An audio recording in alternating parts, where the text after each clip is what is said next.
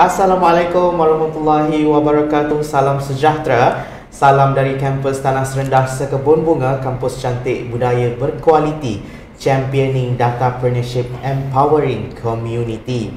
Okey, baiklah, bersama saya pada pagi kedua segmen program Dialog Bersama Majikan, dan saya selaku moderator anda pada pagi ini yang bakal mengupas mengenai rahsia kejayaan. Kita ada perkongsian pengalaman dan pelbagai juga tips yang bakal dikongsikan oleh panel yang kami bawakan khas kepada anda. Dan pada hari ini juga kami turut bersiaran langsung dari mini studio unit kerjaya dan kaunseling. Dan kepada penonton dan juga rakan-rakan Facebook, anda juga boleh like, follow dan share live pada pagi ini kepada rakan-rakan anda di luar sana supaya kita sama-sama mendapat kejayaan dan juga berkongsi ilmu dan pengalaman yang boleh memberi manfaat kepada semua. Baik, pada segmen pada pagi ini, iaitu Zero to Hero, yang kami bawakan tetamu khas iaitu Muhammad Firdaus Muhammad Azanan. Okey, apa khabar Firdaus? Okey, khabar baik. Terima kasih Cik Hafiz. Okey, alhamdulillah saya ingin ucapkan ribuan terima kasih terutamanya kepada pengurusi majlis serta unit kerjaya dan kaunseling UKK, UiTM Cawangan Kelantan kampus Macang kerana mengajukan program yang saya rasa amat memberi impak kepada para pelajar, mahasiswa serta lapisan masyarakat. Okey, saya ada juga melihat video itu Dialog Bersama Majikan itu kemarin, rahsia seni kejayaan diri bersama Encik Wan Jazmi yang memberi banyak motivasi dan ilmu yang bermanfaat kepada mahasiswa, terutamanya mahasiswa yang ingin mencari kerja ataupun ingin mendapatkan soki dan ingin berdaya saing, terutamanya dalam industri dunia hari ini. Betul-betul. Okey, untuk pengetahuan semua, Firdaus merupakan alumni UiTM Cawangan Kelantan semasa di zaman pengajian sebelum ijazah, dan juga mungkin saya juga boleh kongsikan yang saya juga merupakan alumni ataupun produk keluaran UiTM Cawangan Kelantan. Baiklah Firdaus, sebelum kita pergi lebih jauh mengenai pada topik Zero to Hero pada pagi ini, mungkin kita nak biasakan dulu Firdaus dengan kita punya penonton. Mungkin Firdaus boleh ceritakan sikit, Firdaus ni dah berapa lama sebenarnya dah habis belajar dekat UiTM Cawangan Kelantan ni? Okey, baik, terima kasih kepada Hafiz atas soalan itu. Okey, saya merupakan alumni UiTM Cawangan Kelantan daripada 2016 sehingga 2019, dan alhamdulillah saya melanjutkan pelajaran ke ijazah sarjana muda pengurusan rekod di UiTM Cawangan Selangor kampus Puncak Perdana. Okey. Dan alhamdulillah daripada permulaan 2016 saya melanjutkan dan mendapat tawaran, ya Cik Hafiz, iaitu Pradiploma Perdagangan, yang orang tak sangka-sangka apa itu Pradiploma Perdagangan. Okey, Pradiploma Perdagangan adalah merupakan iaitu asas kepada sebelum masuk diploma, itu hanya satu semester saja, itu 6 bulan. Daripada pradiploma banyak sangat saya belajar, terutamanya subjek yang berkaitan, yang tidak berkaitan dengan saya. Kalau kira-kira semasa saya sekolah menengah, saya merupakan aliran sastra. Okey, so pada 2016 melanjutkan pengajian pradiploma, saya mengambil subjek account, matematik, BI dan management lah, MGT. Daripada situ sebenarnya saya tidak ada apa-apa ilmu. Macam mana saya ingin belajar kalau ikutkan saya tiada ilmu di bangku sekolah menengah. Tapi saya berjanji kepada kedua ibu bapa saya untuk tunjukkan siapa diri sebenar saya. anda semua jangan fikir kalau anda gagal semasa SPN, anda ada potensi untuk berjaya selepas SPN. SPN adalah sebagai ukuran ataupun benchmark sahaja. Betul. Apabila anda keluar daripada sekolah menengah. Okey, baik Firdaus, kita simpan dulu sikit. Kita akan berkenaan dengan topik kita pada hari ini, Zero to Hero, yang mungkin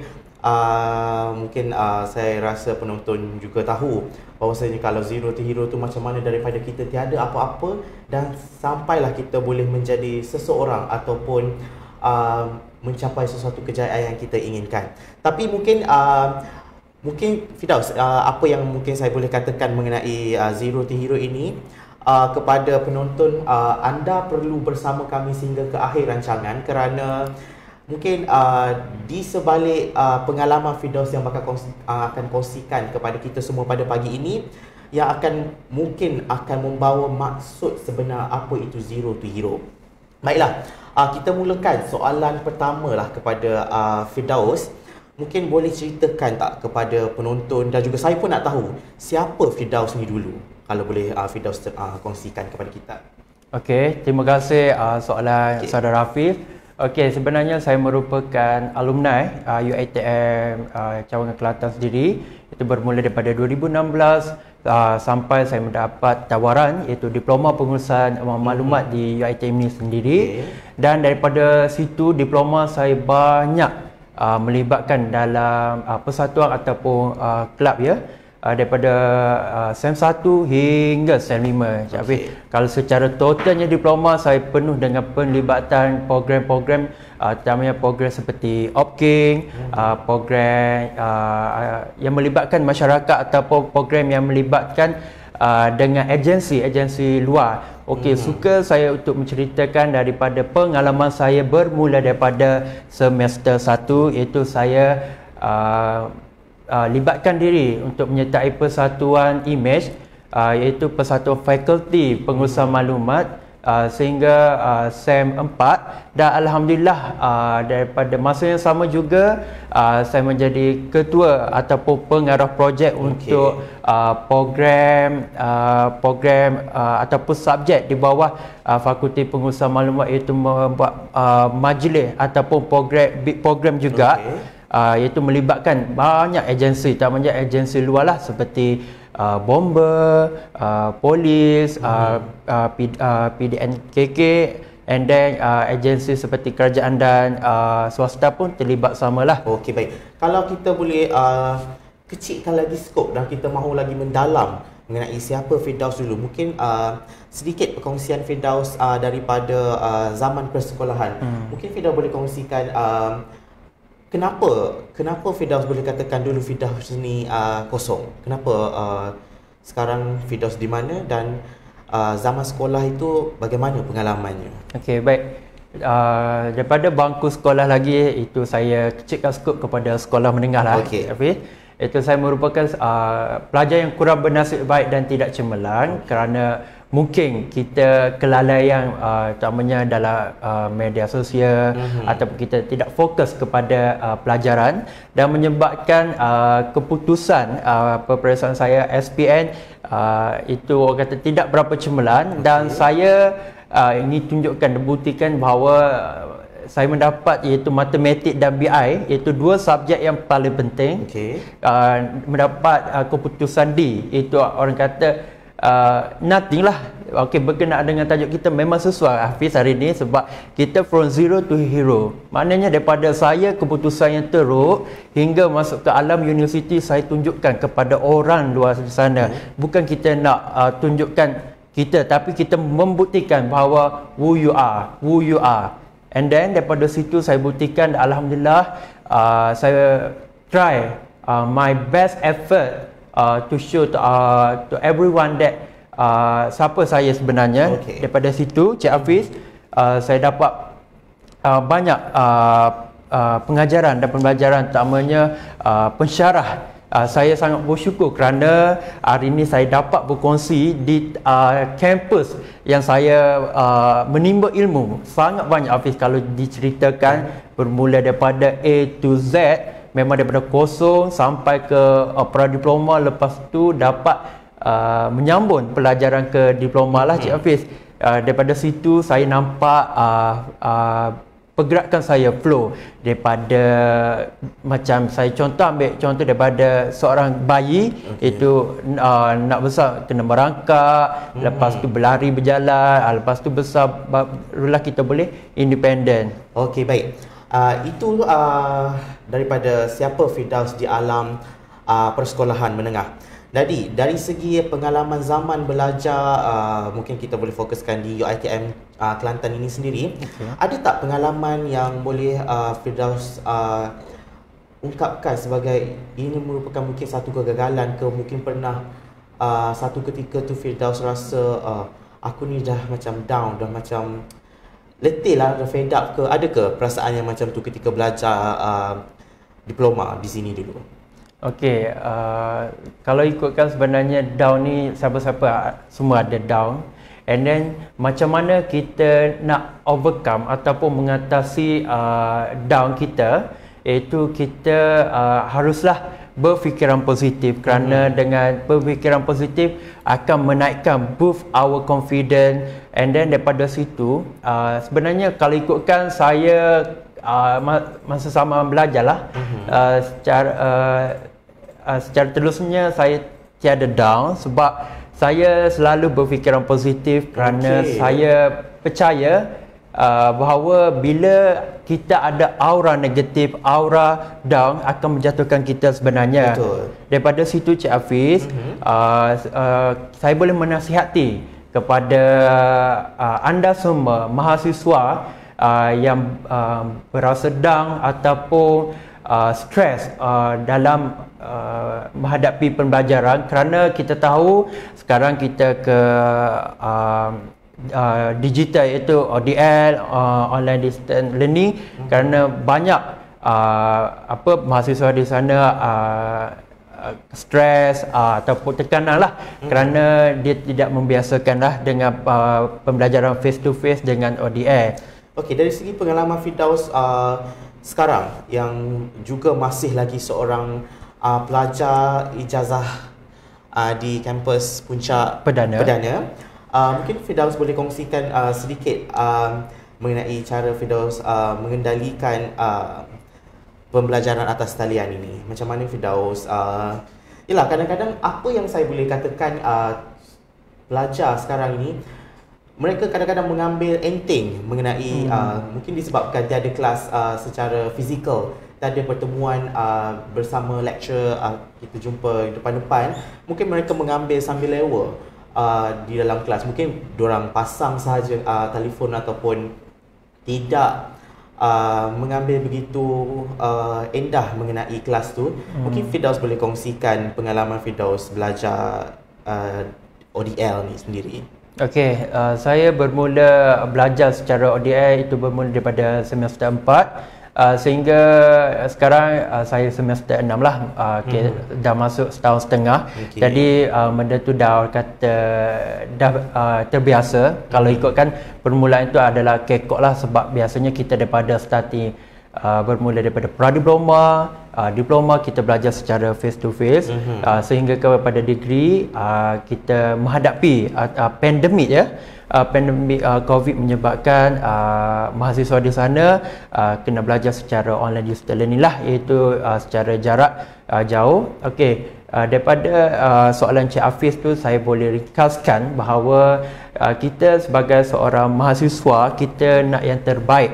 Okey, apa yang saya boleh simpulkan daripada itu adalah kita bila kita belajar kita haruslah bersungguh-sungguh. Kerana apa?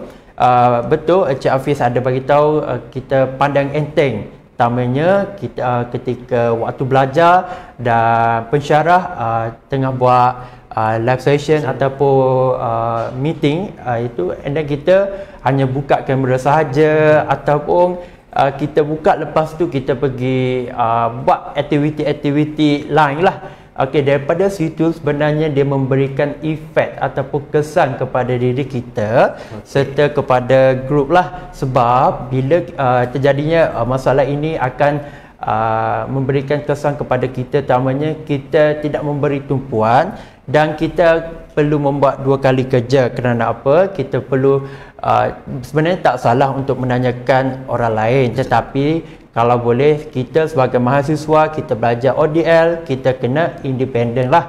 Maknanya daripada situ kita kena berdikari.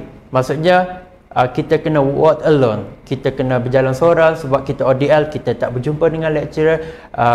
Agak susah juga untuk kita ke face to face kerana pandemik sekarang ini membuatkan pelajar untuk ODL. Daripada situ saya boleh nasihatkan ya Cik Hafiz sedikit saja, itu pelajar perlulah jujur dan amanah kerana itu adalah orang kata satu sifat kewibawaan sebagai mahasiswa lah dalam untuk memastikan berjaya. Okey Firdaus, mungkin kita boleh flashback sedikit di zaman Firdaus belajar di UiTM Kelantan ini, macam mana cara Firdaus belajar dan macam mana orang kata boleh berjaya lah di peringkat diploma, pra-diploma itu, boleh Firdaus kongsikan? Okey, daripada diploma, semester 1 sebenarnya saya dah target. Sebab dalam semua mahasiswa mesti ada target untuk dapatkan dekan, okey, ataupun ANC lah, iaitu dekan setiap semester. Tapi saya selalu sebenarnya kalau ikutkan tu adalah down jugalah, sebab untuk permulaan tu kita tak dapat untuk mengejar dekan. Mungkin kita belum biasa untuk belum dapat adaptasi diri, orang kata. Mungkin Firdaus dari segi macam mana Firdaus nak orang kata daripada zaman sekolah, kita tahu kita masuk kelas, cikgu bagi semua. Jadi dan bila kita dah masuk ke alam universiti, orang kata benda-benda yang macam simple-simple ni semua kita kena cari. Mungkin apa yang Firdaus boleh kongsikan pengalaman itu semasa di diploma? Okey, betul kata Cik Hafiz. Sebenarnya bila kita melangkah masuk daripada pagar UiTM, kita sebenarnya kena independen, ataupun kalau recap tadi saya ada beritahu work alone. Maksudnya kita tidak mengharapkan orang lain walaupun kita ada group sekalipun. And then daripada situ kita tengoklah kita tak boleh orang kata, kalau bahasa rush ni suap lah. Maksudnya everything you must do independent. You kena cari apa-apa itu adalah secara solo terlebih dahulu, baru mendapatkan bantuan orang lain. Kalau dibandingkan di bangku sekolah ya, Cik Hafiz, sebenarnya kita everything ataupun kertas kerja apa, soalan peperiksaan disediakan oleh guru. Tapi bila kita di alam universiti amatlah berbeza, sebab bila kita dah melangkah universiti sebenarnya kita kena berdikarilah. Dan daripada situ saya berazam betul-betul, kerana sebenarnya kalau ikutkan semasa sekolah menengah kita ada kawan yang membantu, yang sentiasa orang kata remind kita ataupun mempengingati kita tentang kerja sekolah. Tapi bila di alam universiti sebenarnya benda tu orang kata 360 bertukar darjah. Daripada kita terbiasa macam tu, kita kena buat biasalah.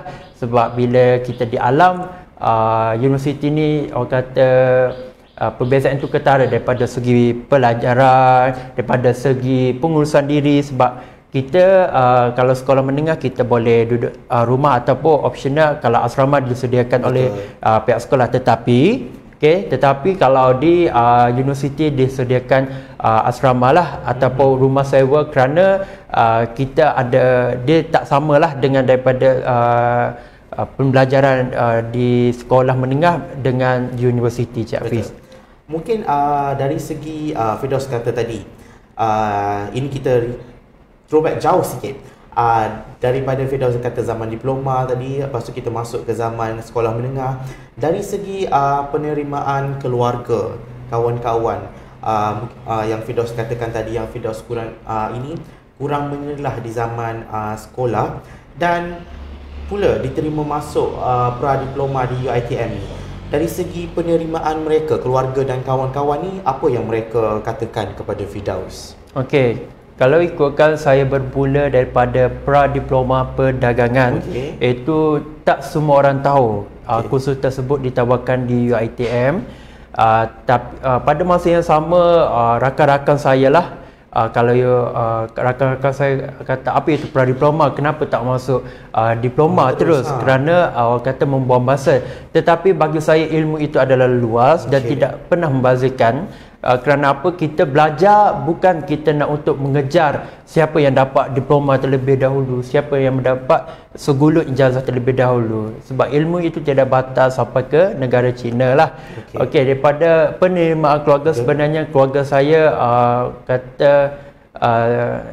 tidak tahu menahu juga pradiploma, dan saya dan keluarga saya menyerahkan bulat-bulat kepada saya, kalau itu yang terbaik kepada saya, teruskan, kerana mereka percaya kepada saya. Kerana daripada sekolah menengah lagi saya independen berdikari. Contohnya selepas daripada SPM saya terus bekerja di kedai makan dan kedai basuh kereta. Kerana daripada situ saya belajar bagaimana struggle, bagaimana kuatnya ibu bapa saya mencari rezeki. Kalau ikutkan saya ni keluarga yang B40, dan daripada situ dia memberi suntikan semangat kepada saya sendiri dan terutamanya kepada anda keluarga, kepada anda semua untuk mengubah hidup dan keluarga anda. Daripada kita tengok penerimaan jugalah kan, sebenarnya benda ni kita kena defend. Kenapa kita nak masuk pradiploma? Kenapa kita nak masuk diploma? Kita nak masuk ijazah? Sebenarnya kita kena tanya ask yourself lah. Kenapa benda itu passion ke, minat ke, ataupun saja-saja untuk orang kata kita nak bersaing ataupun jumpa dengan kawan. Kita kena ada matlamat sebenarnya lah. Daripada situ saya punya matlamat ni orang kata dah ada objektif kita, cuma kita je kena menggerakkan. Dan alhamdulillah sampai ke hari ni saya ke ijazah sarjana muda. Kalau diberikan rezeki, insya-Allah boleh follow Cik Hafiz, iaitu master under Meskom jugalah. Okey. Baik, dari segi perbezaan orang kata dari segi, sebab Firdaus mengambil pradiploma, ambil diploma dan juga ijazah. Dari segi tahap perbezaan yang antara tiga peringkat ini, apa yang Firdaus boleh kongsikan kepada penonton, perbezaan yang ketara lah antara tiga peringkat ini? Okey, daripada cabaran lah, terutamanya daripada pradiploma, diploma hingga ijazah. Sebenarnya cabaran saya adalah semasa diploma. Sebab pradiploma hanya satu sem saja, 6 bulan. Itu waktu sekejap saja Cik Hafiz. Okey, bila melangkah kepada diploma, kita kena hadap 2 tahun setengah, iaitu selama 5 sem ya. Daripada situ cabaran saya untuk membiasakan diri sebagai seorang mahasiswa. Kerana saya sebelum ni tidak biasa dengan keadaan seperti ini. Tapi daripada permulaan semester 1, semester 2, 3, 4, saya ada melibatkan. Sebenarnya kita nak membiasakan diri sebagai seorang mahasiswa, kita kena melibatkan diri dalam mana-mana persatuan ataupun kelab di UiTM. UiTM sendirilah banyak yang ditawarkan kelab seperti contohnya kelab daripada fakulti ataupun persatuan fakulti, ataupun kelab seperti kelab debat pidato, kelab Cube dan macam-macam lagi. Okey, daripada pelibatan itu, sem 1, sem 2 saya diberi orang kata mandap lah, sebagai sekretariat, sekretariat. Dan sem 3 dan 4 alhamdulillah diberi kepercayaan untuk menjadi presiden persatuan image, ataupun nama barunya saintis tu. Okey, daripada situ saya banyak belajar cara menguruskan terutamanya organisasi. Memang tidak dinafikan kita ada masalah, tetapi kita sebenarnya daripada masalah tu kita mencari solution.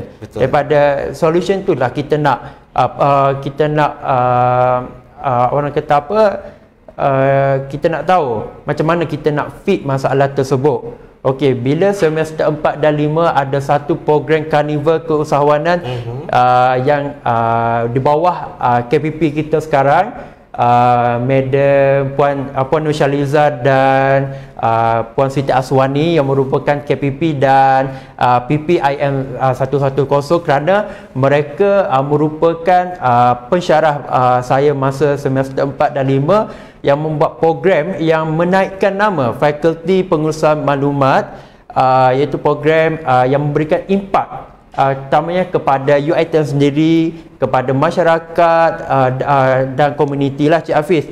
Okey, bila saya masuk diberi peluang untuk menyambung pelajaran ke ijazah sarjana muda di UiTM Puncak Perdana, dan kalau ikutkan saya mahu untuk melibatkan diri ataupun sukarelawan dalam mana-mana aktiviti, tapi disebabkan kepada pandemik COVID-19 yang memberikan impak kepada kita untuk menyertai mana-mana pelibatan.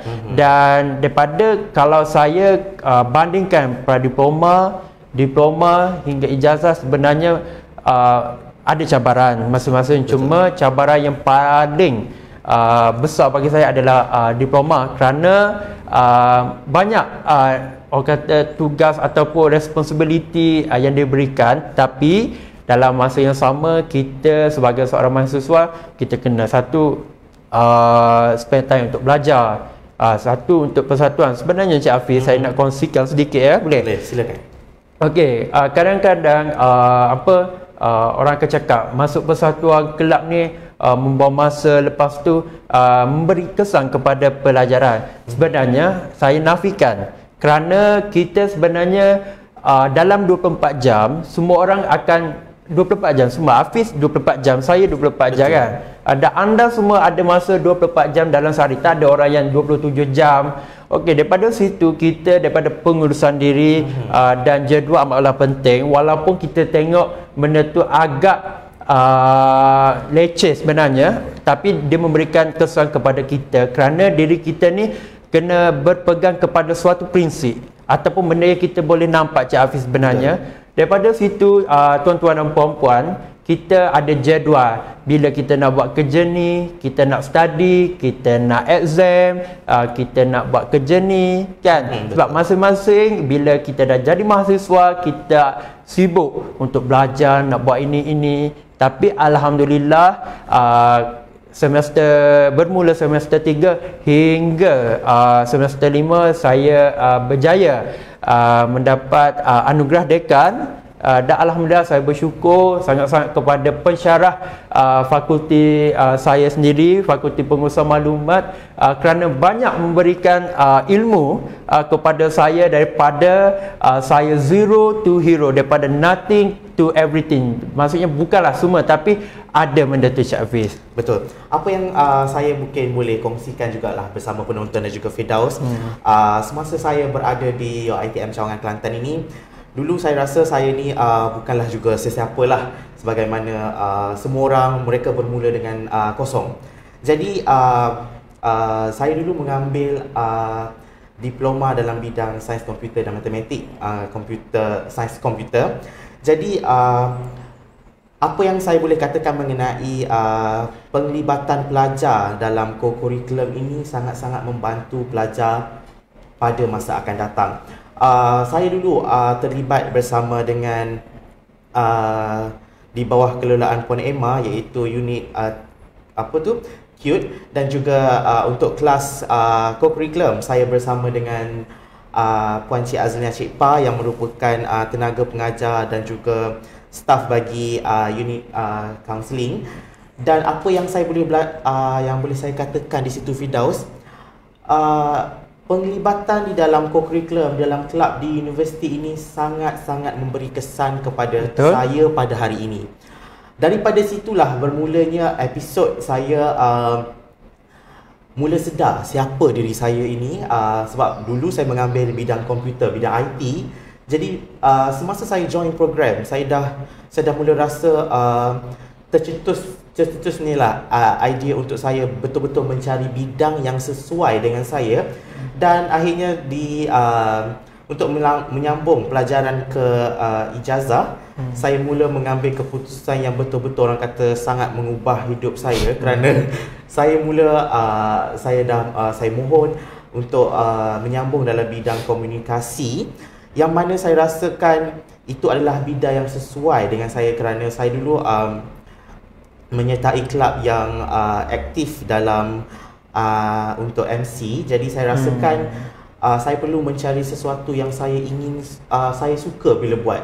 Jadi secara tidak langsung, kalau orang kata kalau kita belajar dan kita suka, itu adalah satu bonus bagi kita. Ke Firdaus boleh kongsikan macam mana kalau zaman belajar dulu, diploma, degree, kalau kita tanamkan rasa minat kita dalam sesuatu pelajaran tu, dia akan memudahkan sebab kita happy. Kita rasa kita boleh buat. Macam mana Firdaus? Okey, saya sependapat dengan saudara Hafiz, kerana passion sebenarnya amatlah memainkan peranan penting kepada kita, kerana bila kita meletakkan minat, itu akan mendorong kita untuk belajar bersungguh-sungguh. Seperti saudara Hafiz katakan tadi, daripada diploma sains komputer hingga orang kata 360, iaitu berubah kepada fakulti lain. Macam saya, fakulti yang sama, okey, saya tak rasalah sangat.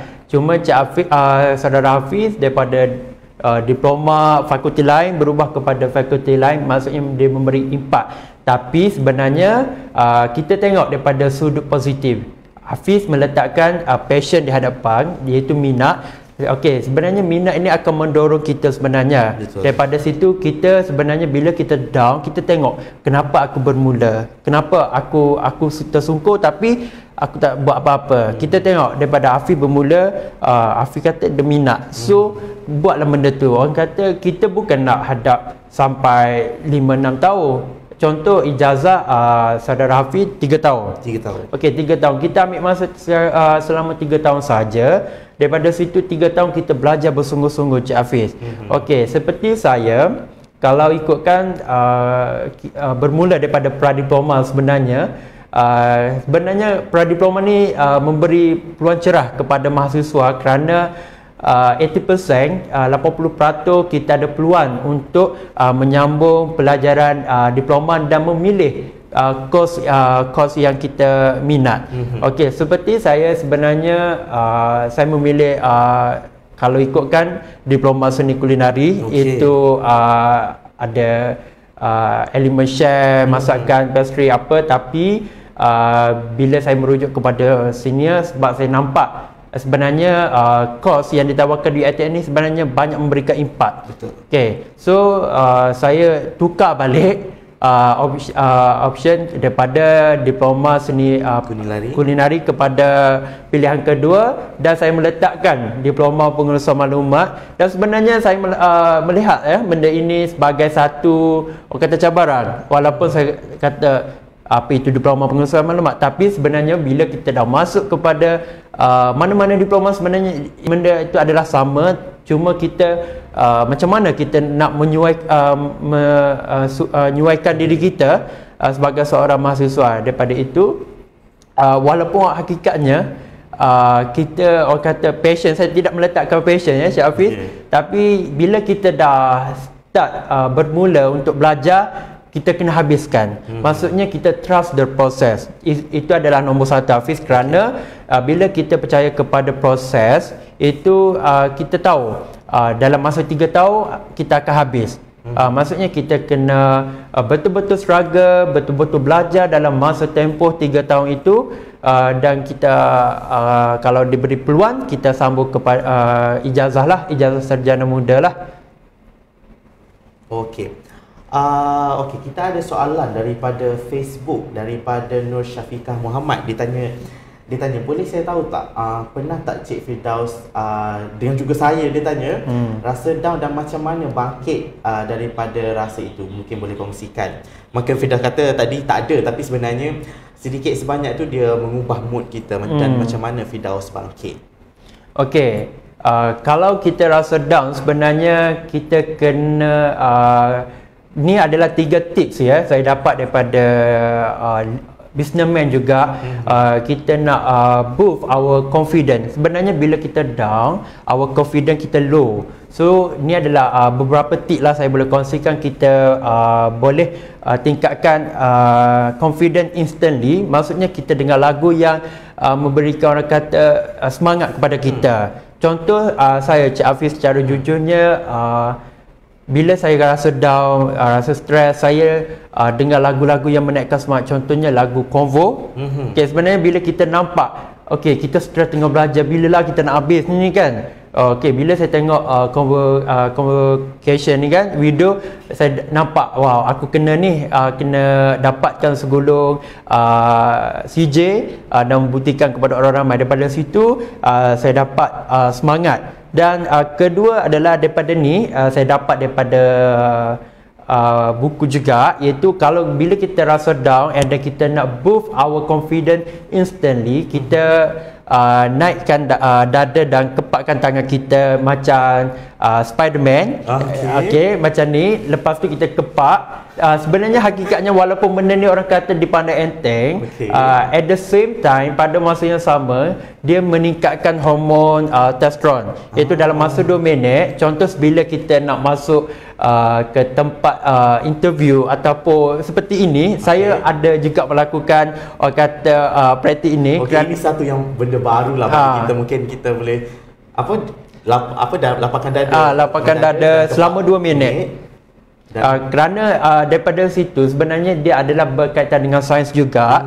Dia akan meningkatkan hormon testosteron. Dia bukan saja daripada lelaki saja, tapi kepada perempuan saja. Itu adalah tips ya. And then macam down, sebenarnya kita dikuasai oleh minda kita. Kita down, kita nak berjaya, benda tu daripada mindset kita. Okay, daripada kita terus down, kita down kan, benda tu merugikan kita, merugikan masa. Lepas tu daripada tidak memberikan orang kata benefit kepada kita, kelebihan kan. Okay, bila kita down tu, kita kena orang kata cepat-cepat buat perasaan dah tu. Buat anything yang you suka. For example, buatlah aktiviti beriadah, kerana bila kita beriadah ni orang kata otak kita kan, badan kita pencergam, minda cerdas kan. Daripada situlah kita sebenarnya kita kena buang sebenarnya perasaan down ni. Bila down akan memberikan impak negatif, Cik Hafiz. Okey, daripada segi macam mana Firdaus lakukan, maksudnya tadi yang Firdaus kata, Firdaus dengar lagu. Lepas tu kena buat yang dada tadi tu. Lepas tu buat aktiviti yang Firdaus suka. Mungkin dari segi orang kata berkesan atau tak tu, sebenarnya adakah sebenarnya dia mempengaruhi aktiviti ataupun sebenarnya mindset kita yang sebenarnya menjadi halangan nombor satu supaya macam mana ni? Daripada segi sebab kita berfikir, kita rasa kita down dan semuanya, ia sebenarnya bermula daripada kita berfikir kita terlalu tertumpu kepada benda tu. Jadi adakah Firdaus bersetuju bahawa mindset juga memainkan peranan dalam kita untuk mengubah sesuatu situasi? Okey, sebenarnya soalan ni adalah no wrong no right. Sebab bagi saya mindset tu adalah penting. Terutamanya apabila kita melakukan sesuatu, kita kena ada mindset. Sebenarnya bila down, betul Cik Hafiz, saya setuju dengan pendapat Cik Hafiz. Bila kita down, kita sebenarnya kena betulkan mindset kita. Maksudnya daripada kita broken, and then kita cari something yang boleh orang kata betulkan mindset kita. For example, Cik Hafiz, sebenarnya bila kita down, kita try cari mindset kita. Daripada situ kita betulkan mindset kita. Kita tengok balik apa kata kita throwback daripada kita semester 1 and then semester 3 kita nak give up, kita nak quit UiTM, kita nak quit daripada IPTA, IPTS kerana kita down, kita tak boleh belajar. Tapi bila kita betulkan mindset kita, Cik Hafiz, sebenarnya dia memberikan aura positif. Percayalah, sebab daripada situ bila mindset kita dah betul, kita dah tahu apa yang kita nak buat, kita kena buat bersungguh-sungguh. Sebab itu mindset orang kata memainkan peranan penting. Dalam masa yang sama kita juga kena beriadah, beraktiviti. Kerana benda itu orang kata bila kita minda cergas, otak pun cerdas, betul. Daripada situ pun kita orang kata dua-dua mainkan peranan. Bila kita betulkan mindset, tapi at the same time daripada masa sama juga kita tidak bersukan. Maksudnya daripada situ kita contohlah saya bagi gambaran kenapa kebanyakan atlet dia contoh yang olahraga dia tak terus berlari, dia ada step-step proses dia. Dia ada step-step proses ataupun orang kata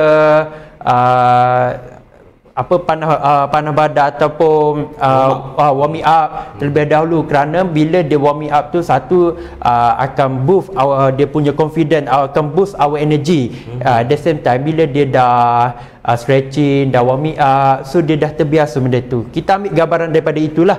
Bila kita orang kata benda tu kena win-win situation. Kalau mindset dah betul tapi kita tak beriadah, kita tidak bersukan, it's nothing jugalah. Betul. Dari segi perkongsian peribadi yang saya boleh kongsikan kepada Firdaus dan juga penonton, betul, ketika bila saya rasa saya down, saya tiada semangat untuk teruskan ataupun rasa macam dunia ni tengah buat apa ni dekat aku ni sebenarnya, mencari sesuatu terapi diri itu sangat-sangat kita perlukan supaya orang kata semangat yang baru, semangat yang boleh mengembalikan energi positif itu akan kembali kepada kita. Macam saya sendiri, Firdaus tadi dia katakan dia dengar lagu Convo. Macam saya sendiri, mungkin ini sedikit klise tapi betul, saya juga dengar lagu, tapi semasa saya zaman diploma dulu, saya sering mendengar lagu UiTM. Dua lagu UiTM di hatiku dan juga lagu Wawasan Setiawarga UiTM tu merupakan lagu yang terpenting dalam telefon saya. Ini kerana semasa saya di bangku sekolah menengah lagi, memang cita-cita saya untuk menyambung pelajaran ke Universiti Teknologi Mara, dan benda itu sangat memberi impak kepada hidup saya. Dan yang kedua, apa yang saya boleh kongsikan kepada penonton, bila kita rasa down, kita jangan terlalu fikirkan sangat apa masalah yang yang sedang kita hadapi. Daripada kita fikirkan benda tu, baik kita cari jalan penyelesaian. Solution. Kita jangan orang kata jangan stuck terlalu lama di sesuatu fasa itu, kerana sebagaimana kita tahu, kita dah rasa down, tapi hakikat sebenarnya masa yang kita ada tu dah berjalan. Berapa banyak masa yang telah kita bazirkan di situ, dan untuk kita capai apa yang kita ubah tentang sesuatu masalah tu dengan cara kita fikirkan cara penyelesaian. Jangan terlalu berfikirkan tentang masalah. Dan yang terakhir mungkin saya lakukan adalah terapi dengan sebab saya suka shopping. Jadi apa yang saya buat adalah kalau saya stres, saya pergi shopping. Itu merupakan satu terapi yang saya rasa mungkin orang di luar sana boleh juga try lah. Kalau kita tak membeli sekalipun, kita dapat window shopping pun dah tak apa. Itu pun dah kita boleh rasa lega. Okey, baiklah, kita berbalik kepada topik Zero to Hero bersama Firdaus pada hari ini. Saya nak tanya, dari segi kawan zaman diploma, zaman degree, adakah mereka membantu Firdaus sebenarnya? Okey.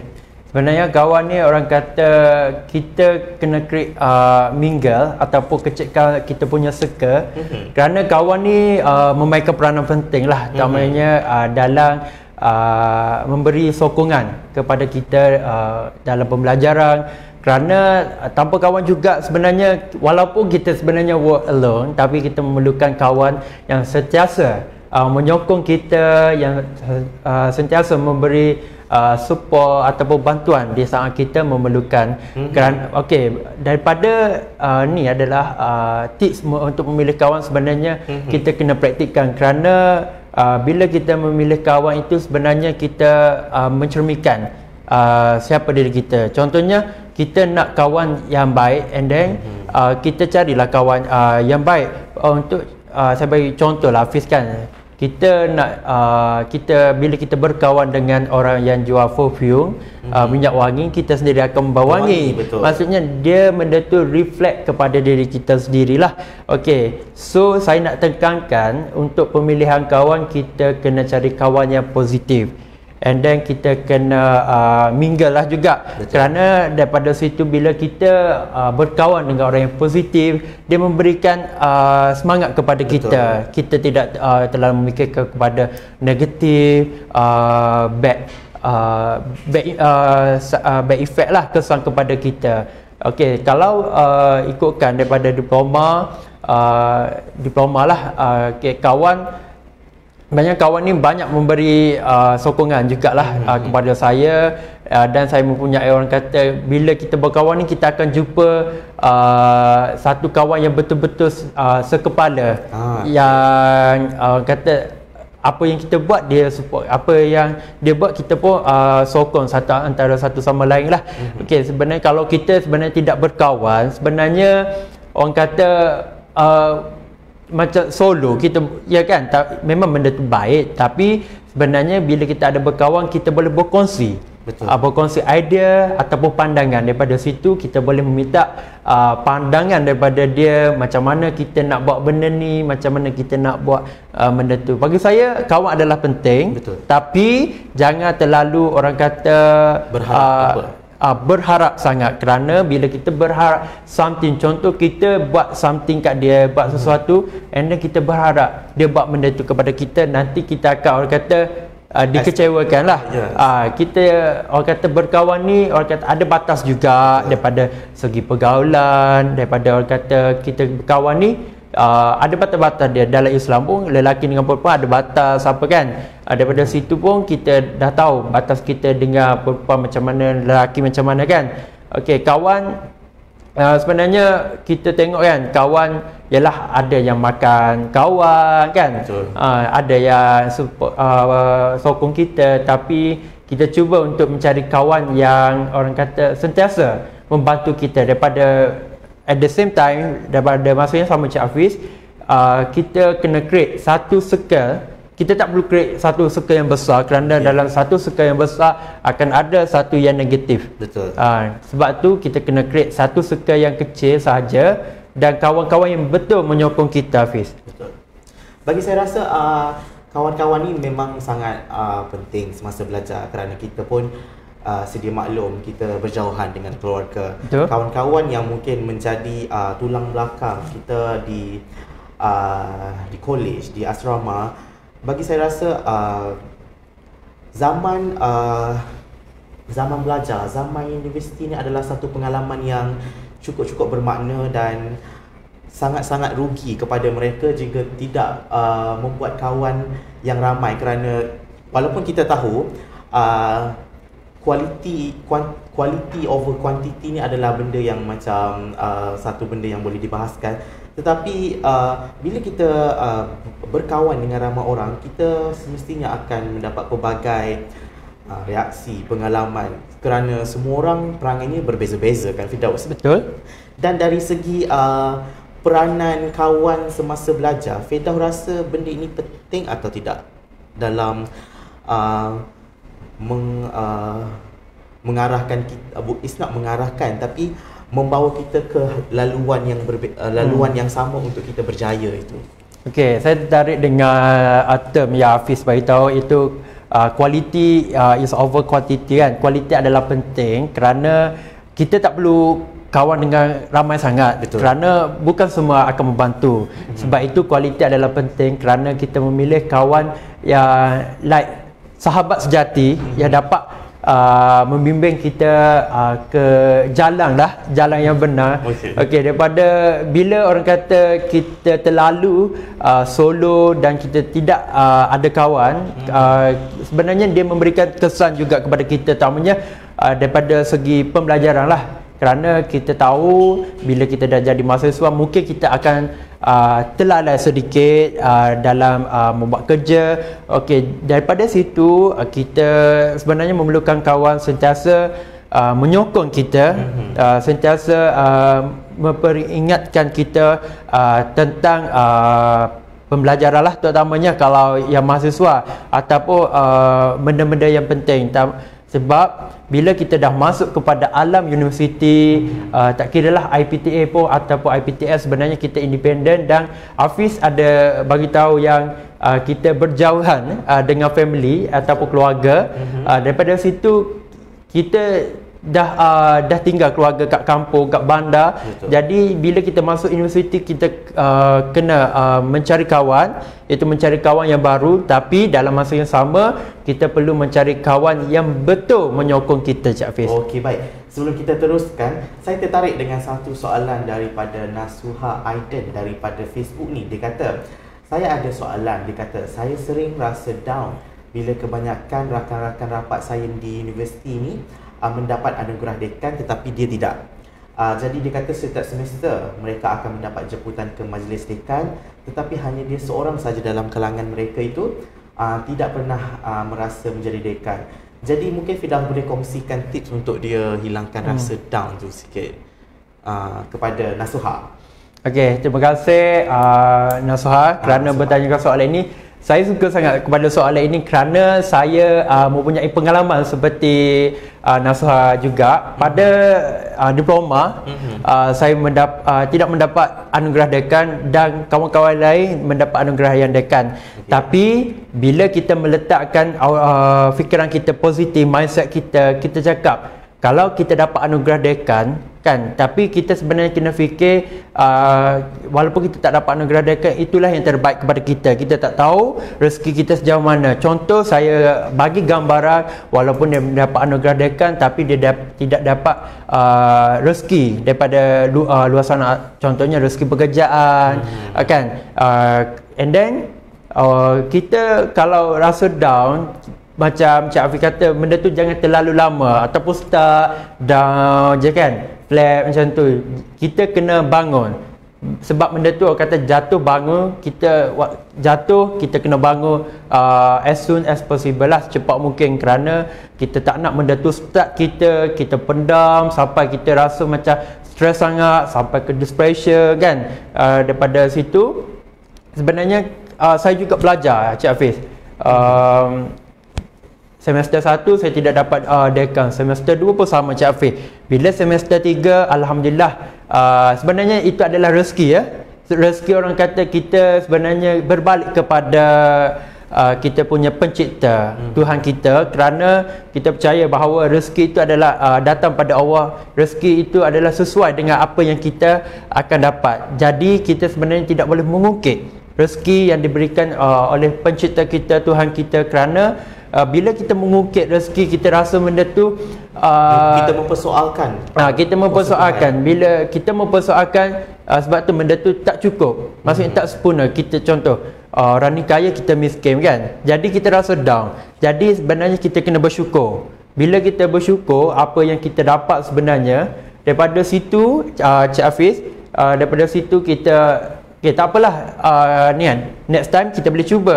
Macam Cik Hafiz kata, kita tak boleh start kepada level tu, stage tu. Kita kena berubah. Okey, daripada situ juga macam saya gambarkan kepada diri saya, saya juga banyak buat pelibatan. Sebenarnya pelibatan saya sangkalkan yang pelajar-pelajar lain yang beri tahu bahawa masuk aktiviti, masuk persatuan menyertai persatuan ataupun kelab ni memberikan kesan buruk kepada kita daripada segi pembahagian masa. Sebenarnya benda itu adalah salah. Sebenarnya daripada situ kita banyak manfaat yang kita dapat belajar, kita boleh kenal pensyarah-pensyarah ini, kita boleh lagi seronok kita boleh kena pensyarah, kerana kalau dalam kelas kita hanya berjumpa pensyarah hanya di depan saja. Maksudnya tiada orang kata face to face, kalau ada pun ada sesetengah sajalah. Okey, jadi macam saya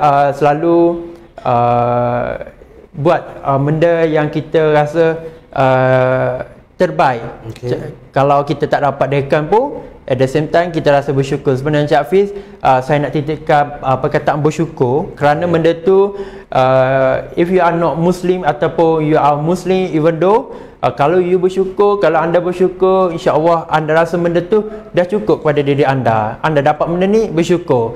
At the same time, kalau orang tu dapat anugerah dekan, you tak dapat anugerah dekan. Tapi bila you dapat contoh beasiswa, yang penerima anugerah dekan tak dapat beasiswa, itu fair. Kalau dunia ni kita orang kata bersyukurlah. Itu adalah tanda kita bersyukur atas nikmat ataupun rezeki yang diberikan oleh Maha Pencipta kita, Cik Hafiz. Betul, Firdaus. Apa yang saya boleh tekankan di sini bahawasanya kepada mahasiswa, tak kisahlah anda di mana sahaja pun, dan terutamanya kepada mereka yang beragama Islam, berbalik kepada pencipta itu mungkin saya rasa adalah suatu benda yang patutnya kita kena selalu buat. Kita kena selalu berdoa, minta pada Allah. Dan macam semalam Encik Wan ada kongsikan bersama kita bahawasanya kita kalau minta pada Tuhan, berdoa kepada Tuhan, kita mintalah sungguh-sungguh. Kita minta je direct daripada Tuhan, kerana kita tahu, mungkin kita sebagai orang Islam tahu betapa kuat, betapa pentingnya sesuatu doa itu dalam agama kita, dan doa itu sebagai satu senjata buat orang Muslim. Baik Firdaus, kita teruskan dengan soalan. Dari segi kita nak tahu macam mana rutin Firdaus belajar semasa berada di kampus, rutin belajar semasa berada di UiTM Cawangan Kelantan. Macam mana rutin Firdaus? Okey, seperti mana saya bagi tahu adalah rutin pembelajaran, kerana saya juga banyak melibatkan dengan aktiviti persatuan itu, kita kena ada jadual. Kerana daripada jadual tu sebenarnya kita kena terikat dengan sesuatu benda. Maksudnya kita kena follow, kita kena ikut apa yang kita dah tulis. Contohnya saya menyediakan satu jadual yang bersaih A3, dan saya buat hari Ahad kena buat apa, sampai hari Khamis kena buat apa, malam tidur. Sebenarnya walaupun kita tengok benda ni agak leceh sebenarnya, walaupun kita boleh cakap tak apalah, pukul 9, pukul 10 aku akan tidur.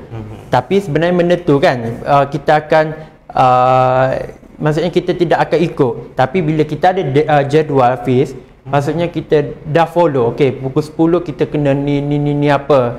Benda ni utamanya kepada mahasiswa lah, kerana kita ada kelas waktu pagi, ada apa orang kata peperiksaan. Daripada situ sebenarnya pembahagian masa sangatlah penting, kerana kita bila menjadi seorang mahasiswa, kita kena membahagikan masa, spend your time well, because sebab daripada situ kita tahu apa yang nak buat Hafiz.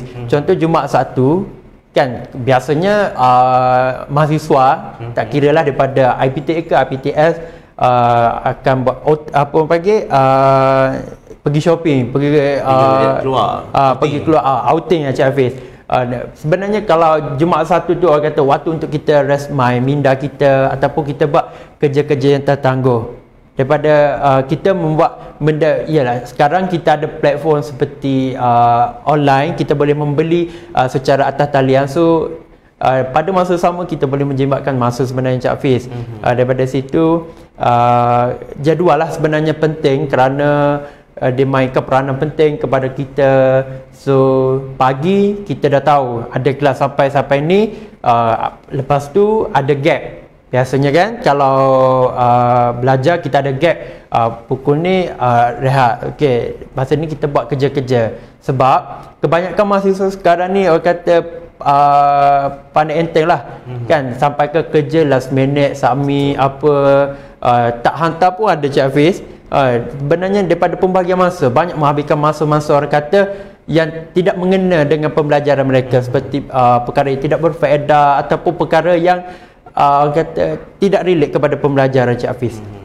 Okey, Firdaus setuju tak dengan satu kenyataan bahawasanya kerja last minute ini sebenarnya lagi berkualiti daripada bila kita buat kerja di awal waktu? Macam mana Firdaus? Okey, sebenarnya kalau ikutkan mostly lah kebanyakan mahasiswa kan. Firdaus pernah ke dulu buat kerja last minute? Ada, tapi sebenarnya kalau kerja last minute ni memang dia memberikan orang kata kita tak ada energi, tiba-tiba kita berubah energi kepada 100%, kita rasa bersemangat. Tapi bila kita amalkan itu, sebenarnya dia memberikan kepada kualiti kerja kita.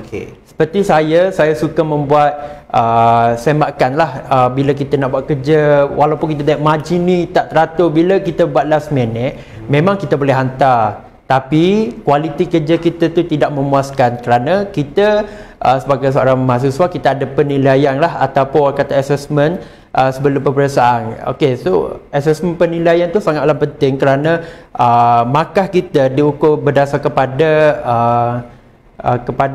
kualiti cara kita buat kerja tersebut. Contohnya assignment.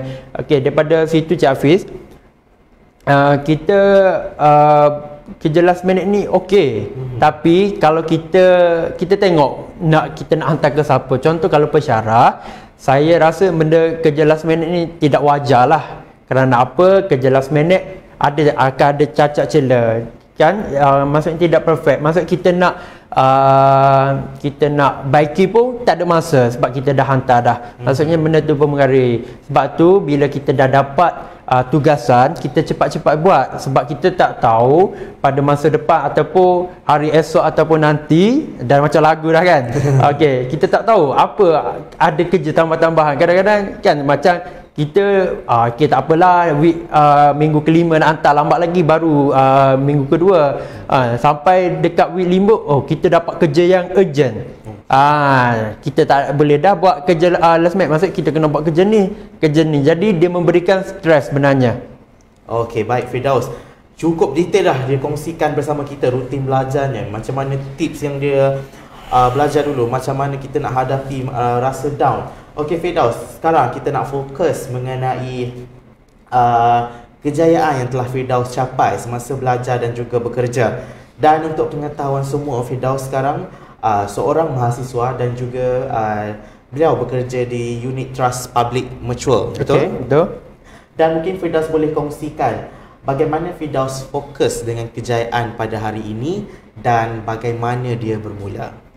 Baik. Sebenarnya saya bermula sebagai bekerja di Public Mutual sebagai konsultan unit amanah, iaitu di bawah anak syarikat Public Bank sendiri. Itu bermula daripada awal tahun 2020. Maksudnya ni dah 2021, genap satu tahun lah. Daripada pembahagian masa, sebenarnya kita kena bijak juga mengatur masa. Walaupun kita, sebab saya part time lah, orang kata bekerja secara sambilan, sebab saya melanjutkan pelajaran di ijazah. Untuk ijazah ni saya merupakan pelajar sepenuh masa dan bekerja secara sambilan lah di Public Mutual. Daripada segi pembagian masanya, macam saya titik beratkan, iaitu kita punya jadual. So kelas, kita fokus untuk kelas. And then kita pun ada gap juga. Gap tu kita buat kerja ni. Untuk alhamdulillah, untuk pekerjaan ni saya boleh relatekan kepada teori yang saya dapat daripada Herzberg factor, iaitu hygiene factor dengan motivator lah.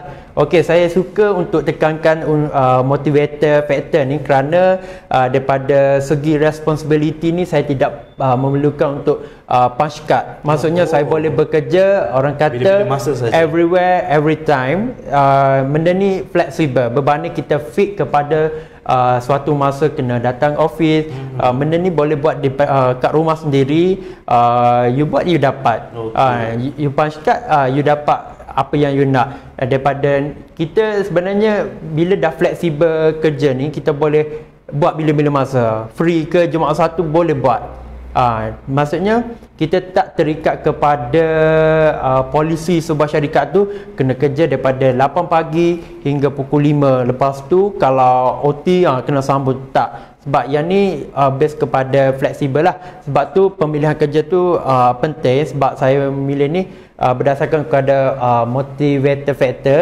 Dan juga saya suka kepada achievement. Maknanya saya bekerja di bawah Public Mutual, and then saya pun ada group.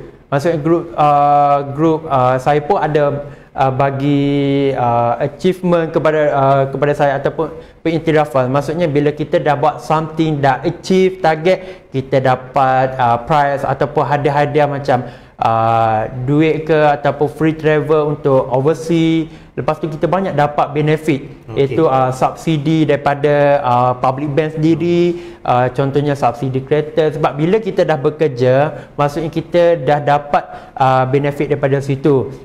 Okey, untuk macam hygiene hygiene factor yang bawah hazard factor ni, iaitu working condition, iaitu keadaan bekerja. Maksudnya sebenarnya kalau ikutkan boleh ada office. Bila kita dah capai kepada tahap tertentu, kita akan dapat satu room macam ni, Cik Hafiz, office sendiri, dan kita pun ada office. Tapi kalau kita nak office kat rumah pun tak ada masalah. Maksudnya kita tak terikatlah kepada polisi syarikat tersebut. Setengah syarikat memerlukan kita untuk bekerja di ruang pejabat lah.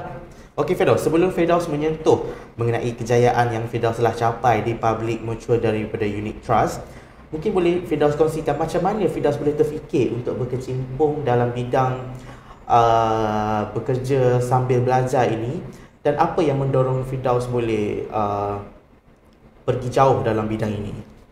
Okey, tercetusnya. Okey, Cik Hafiz, sebenarnya kita kalau boleh kita nak predict our future. Maksudnya kita bermula sekarang, sebab kebanyakan mahasiswa graduan kan, lepas habis belajar dia terus nak apply kerja yang maksudnya untuk permanent.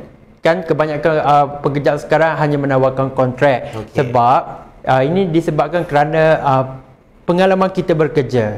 Sebab itu saya bekerja secara sambilan saja, walaupun kita hanyalah seorang pelajar yang sepenuh masa. Tapi bila kita dah tahu, bila kita dah habis belajar, okey, so kita boleh buat full time. Maksudnya kerja kita dah ada dah. Okey, kita dah tumpu kepada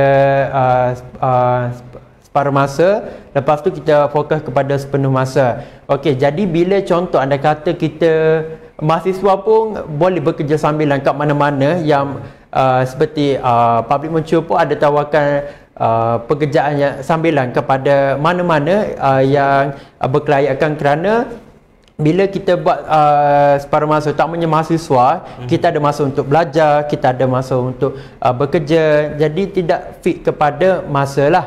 Okey, berbalik kepada soalan Cik Hafiz, iaitu macam mana boleh berkecimpung dalam bidang macam mana boleh berkecimpung. Sebenarnya kita dah nampak apa yang ditawarkan oleh company tersebut, dan saya juga buat research lah. Company ni dia under public bank. Lepas tu public mutual ni sebenarnya ditubuhkan pada tahun 1975, iaitu almost 46 tahun di Malaysia, dan merupakan sebenarnya syarikat pelaburan swasta yang nombor 1 di Malaysia. Dan saya nampak benda itu sebenarnya dia memberikan, orang kata, long term pekerjaan kepada kita.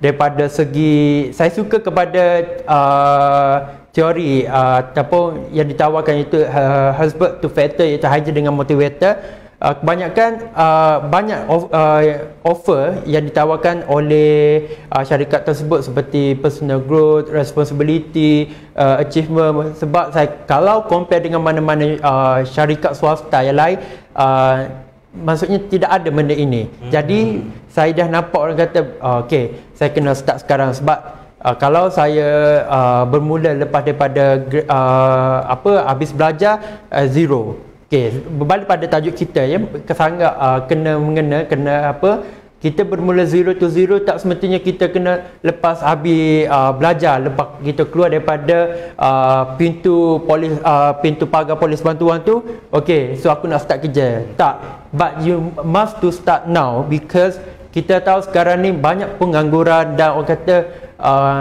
kita bukan kita seorang je yang nak minta. Banyak beribu-ribu mahasiswa yang nak minta kerja, tak kira lah IPTA ke ataupun IPTS, kerana kita tahu sekarang pekerjaan amatlah terhad, terutamanya lagi-lagi dalam situasi ini, Cik Hafiz. Sebenarnya pandemik ini memberikan cabaran kepada mahasiswa ataupun kepada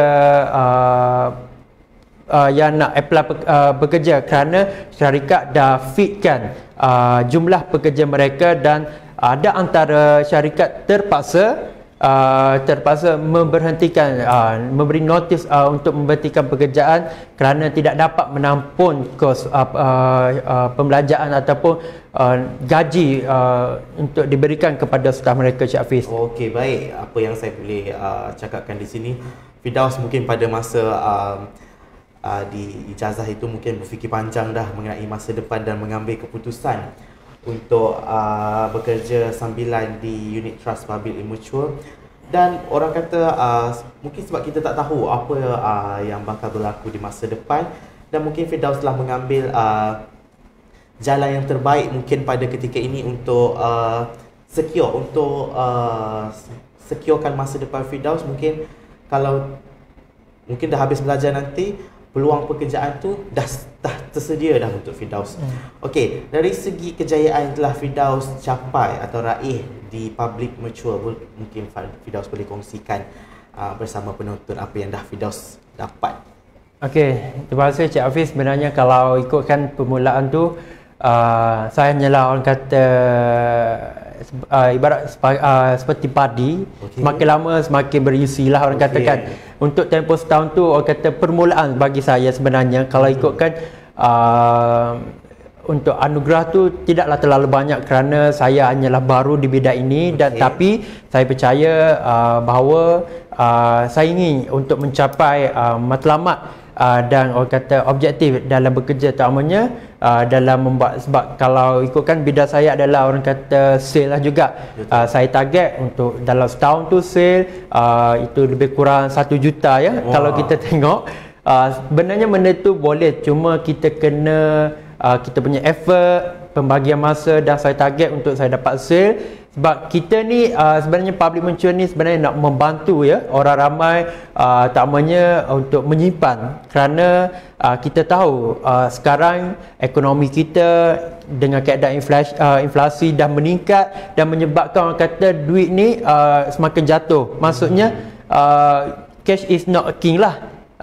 Bila kita simpan, orang kata kita simpan duit dalam satu unit ataupun bank, kita dapat secure kita punya apa orang kata future.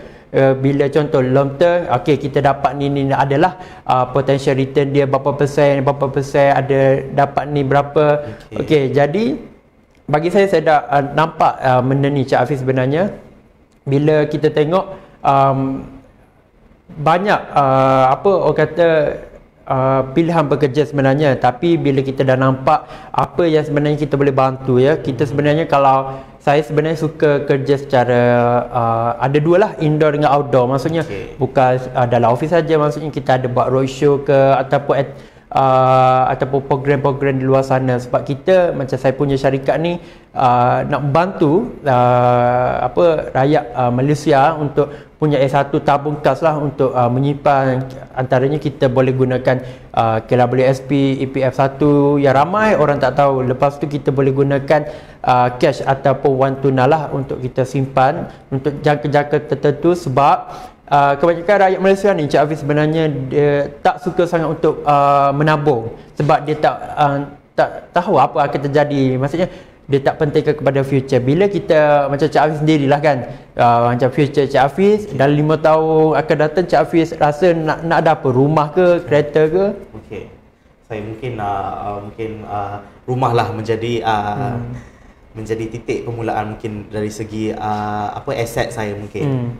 Okey, ya betul. Sebab daripada ialah kita nak beli rumah, orang kata kena ada deposit 10% apa kan. Contoh Cik Hafiz orang bergaya, ada ijazah, maybe nak rumah banglo 2 tingkat, let's say kalau kat macam 500,000. So for now Cik Hafiz kena kena menyimpan orang kata 10%, 10% daripada gaji Cik Hafiz sendiri. Sebab bila kita dah ada deposit apa, kita dah boleh dapat bayar orang kata 10% daripada harga rumah. Let's say 500,000, 50,000 Cik Hafiz dah ada dalam masa untuk middle term lah, maksudnya 5 tahun tu Cik Hafiz dah ada. Jadi orang kata simpan ni pun penting juga. Dan kalau kita relate kepada mahasiswa sekarang, banyak yang suka shopping, membazirkan. Untuk contohnya PTPTN Cik Hafiz. Sebenarnya PTN ni adalah untuk orang kata support kita punya pendidikan pembelajaran kita, tapi hakikatnya bukan mudah macam lagu dah pula kan. Sebenarnya benda tu banyak yang berjoli bershopee second ini sampai ke hujung bulan, orang kata trending dalam Twitter makan Maggi sampai dalam baldi apa sanggup kan orang kata ni.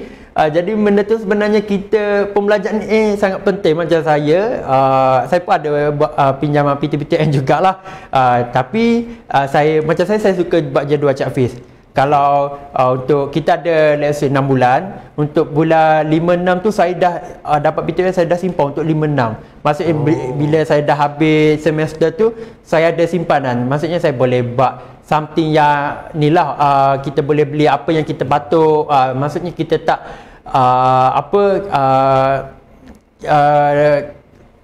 kita tak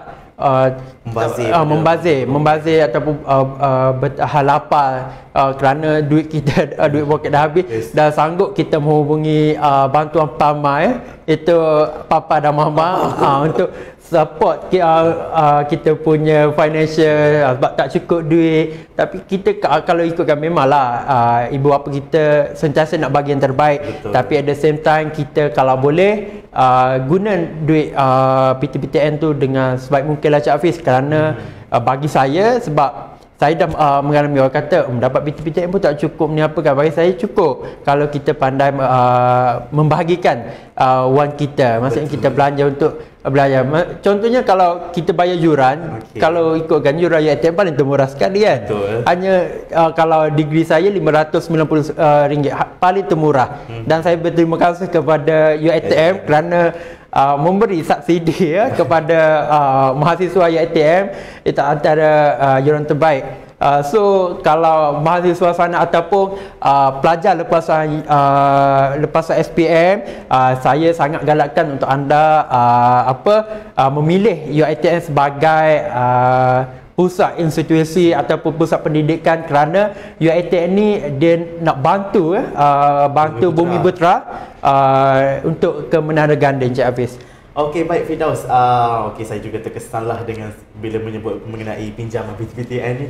Saya pun adalah sedikit pengalaman yang mungkin terleka. Mungkin bila kita dah dapat sedebuk duit itu, mungkin kita dah fikir nak beli apa-apa. Tapi hakikatnya sebenar para pelajar mahasiswa, kita perlu tahu apa yang perlu kita utamakan dan perlu bezakan antara kemahuan dan juga keperluan. Yes. Baik, dari segi pengalaman bekerja sambil belajar ni, apa yang Firdaus boleh kongsikan? Macam mana dari segi pengurusan masa? Macam mana Firdaus nak kerja hasil? Macam mana nak buat assignment? Apa semua? Okey, sebenarnya benda ni dia terletak kepada individu sendirilah. Macam mana kita membahagikan masa untuk bekerja, bagaimana kita membahagikan masa untuk belajar. Okey, macam saya di belah Kelantan ni, kita Sabtu dengan Ahad cuti. Okay, so Sabtu dengan Ahad tu saya fokus 1% untuk bekerja.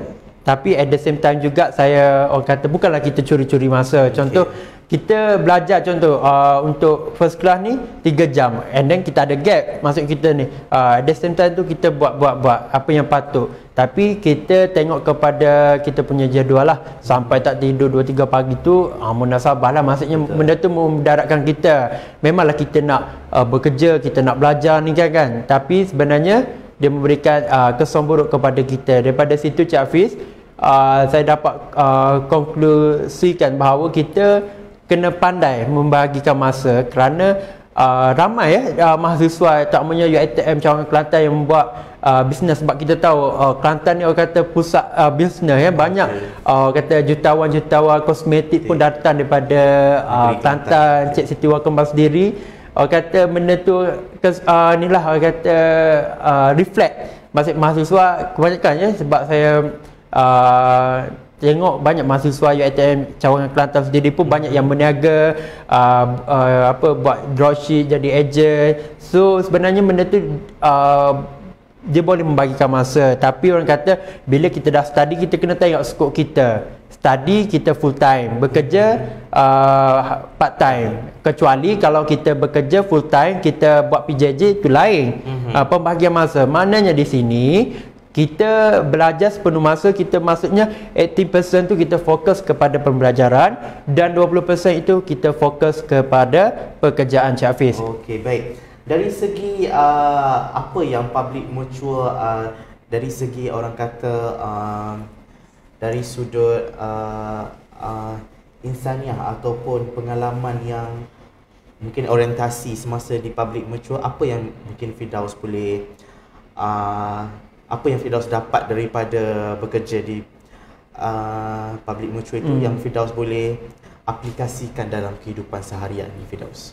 Okey, banyak yang ditawarkan di public mutual sepertinya trainee ataupun kelas. Sebenarnya bila kita di dunia sale ni, banyak yang memberi, orang kata kita kena boost confident, kita banyak kena praktis, kena jumpa dengan kita punya klien apa, and then daripada situ sebenarnya dia reflect kepada saya punya pembelajaran lah. Kerana apa, saya tengok benda ni memberi impact kepada saya. Contohnya bila kita nak jumpa klien, kebiasaan saya jumpa klien, daripada situ saya boleh aplikasikan kepada saya punya pembelajaran lah. Contohnya bila saya berhadapan dengan klien, maksud kita kena show yourself dulu. Contoh for example benda ni penting juga, kita memberi salam terlebih dahulu, kerana ni juga merupakan fadilat Rasulullah SAW, kerana memberi salam itu adalah lebih baik daripada menjawab salam daripada situ kita saya nampak bila kita dah jadi mahasiswa, kita nak dapat kawan, kita reflect throwback kepada tajuk kita tadi, kita nak cari kawan. Maksudnya kita mula-mula masuk kalau tak punya semester 1 kita nak cari kawan, tapi kita orang kata tebal muka, maksudnya kita kita tak beranikan memberi salam. Maksudnya daripada situ je kan Cik Hafiz, kita tunjuk diri kita siapa. Maksudnya kita orang kata kita ni friendly kan, okey dia ni boleh buat kawan. Sebab first impression tu penting first impression tu penting. Lepas tu kita ni bekerja orang kata secara group lah. Daripada situ kita boleh aplikasikan. Bila kita bekerja ni, orang kata kita dah kepada reality. Maksudnya kalau belajar ni, orang kata kita tak nampak lagi pekerjaan. Bila kita dah kat reality, jadi pada situ kita boleh aplikasikan macam mana kita bekerja dengan bos-bos yang besar yang dah berpengalaman, seperti macam bos saya dah 17 tahun. Daripada situ saya minta ilmu daripada dia, dan saya kongsikan kepada rakan-rakan saya, terutamanya daripada segi pembelajaran kita lah, macam mana dia membagikan masa, macam mana dia berhadapan dengan orang ramai, sebab benda tu reflect kepada kita lah.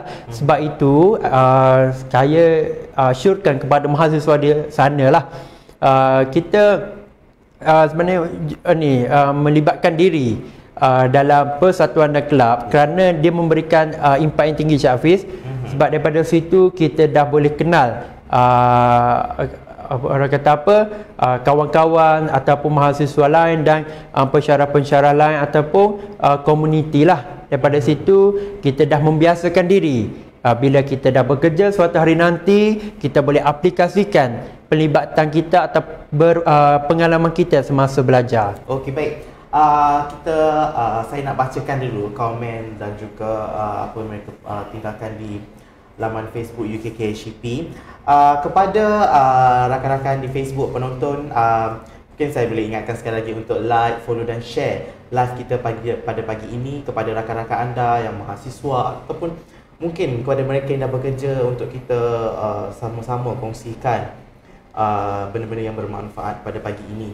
Dan saya nak menyentuh sikit mengenai macam Firdaus pun dah belajar sambil bekerja. Masa belajar dulu dah masuk persatuan kelab itu ini. Jadi saya tertarik dengan soalan daripada An Solehah. Dia kata, soalan dia, bolehkah Cik Firdaus kongsikan tips untuk handle meeting? Tips dalam macam mana kalau kita dah buat meeting, macam mana kita mungkin nak tarik perhatian orang ramai supaya dengar apa yang kita cakap. mungkin memberi fokus kepada apa yang kita cuba sampaikan. Okey, terima kasih kepada Aing atas soalan itu. Okey, ini berdasarkan kepada pengalaman saya lah. Okey, bila kita mengendalikan sebuah meeting, itu kita menjadi ketua ya.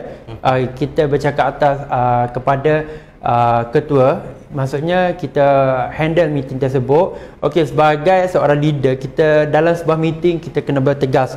Sebab itu adalah antara sifu saya cakap juga, dan saya cuba untuk praktik benda itu. Bila kita tegas dalam sebuah meeting, maksudnya kita punya subordinate ataupun orang bawah kita ataupun tim-tim kita akan fokus apabila kita bercakap.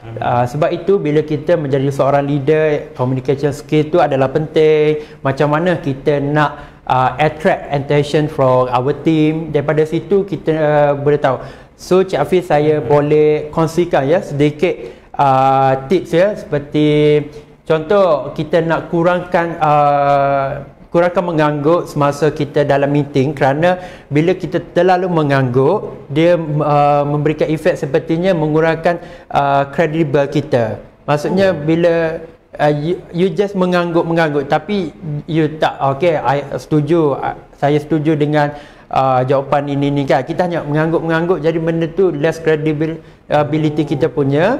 Lepas tu lagi satu, kita punya body language, Cik Hafiz, sebab body language ni memainkan peranan penting. Contoh bila kita bertetap, maksudnya face to face lah.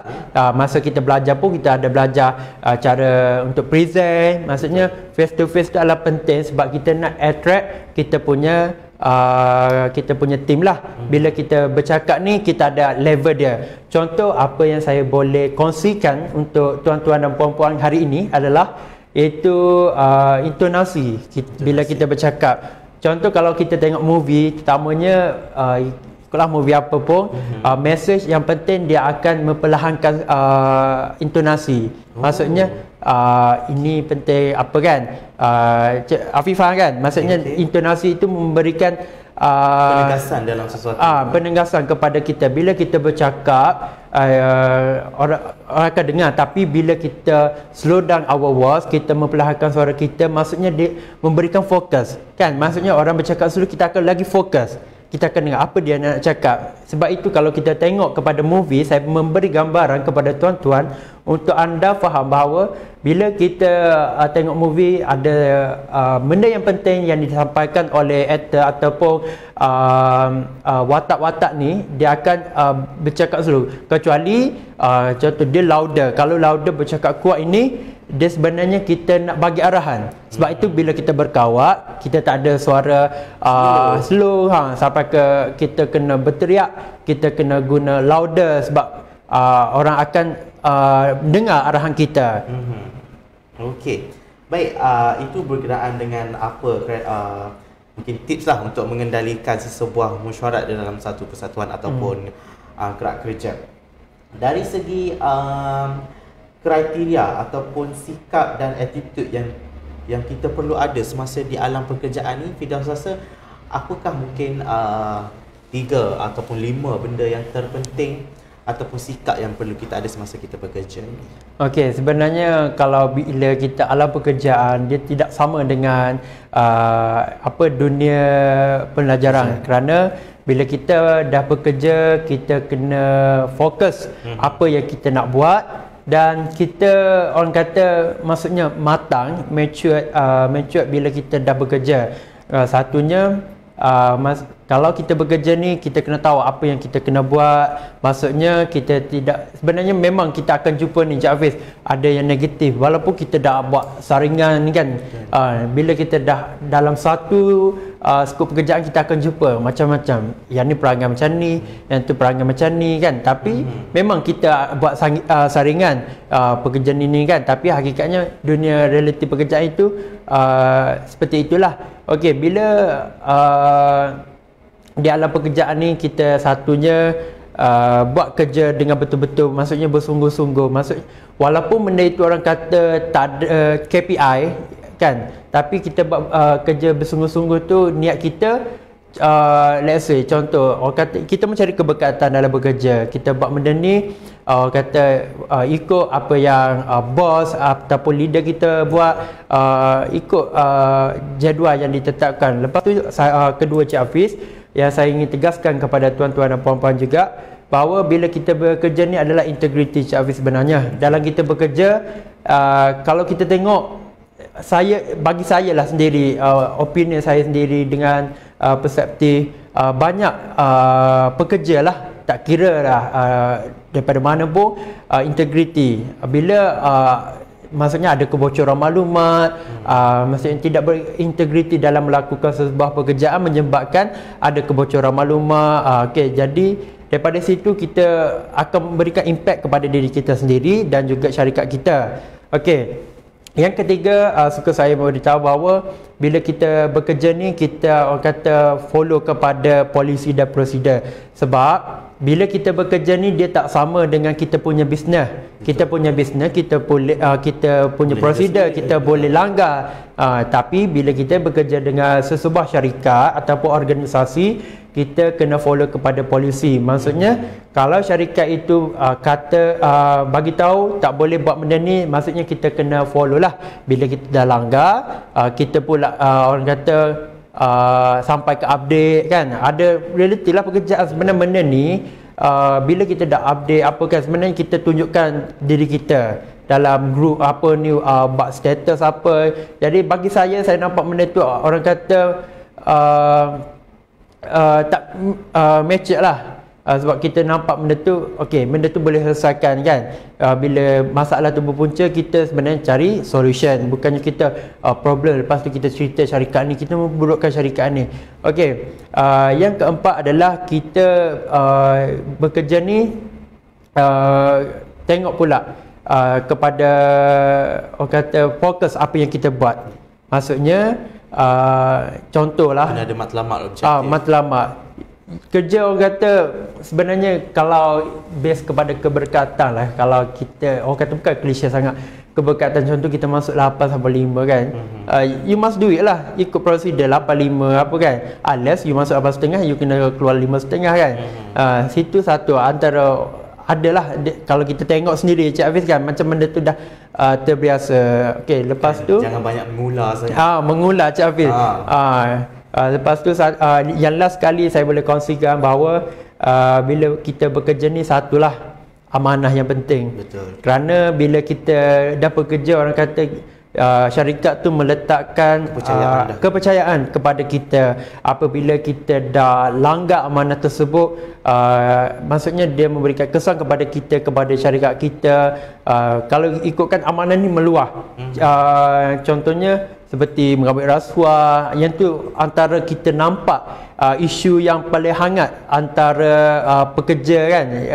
Ambil rasuah, maksudnya dia dah pecah amanah, selewewa syarikat. Sebenarnya kalau kita tengok benda itu, mungkinlah mereka terdesak, tapi kalau kita berbalik kepada kita punya policy prosedur, kita nak mencari integriti dalam bekerja. Sebab kita nak bekerja, orang kata sampai pencen sekarang dah 58-60 sampai. Sebab kita kena fikir, bila Cik Hafiz, saya boleh summarikan, bila kita membuat pekerjaan ni, kita kena berfikir panjang terlebih dahulu, dan kita haruslah mendapat orang kata approval daripada boss leader. Maksudnya kita tidak membuat keputusan kita sendiri, kerana bila kita membuat keputusan sendiri, sebenarnya dia memberikan efek. Bila kita membuat keputusan beramai-ramai, maksudnya kita dah ada orang kata dapat idea daripada ini, kita ada plan ni, daripada situlah Cik Hafiz sebenarnya.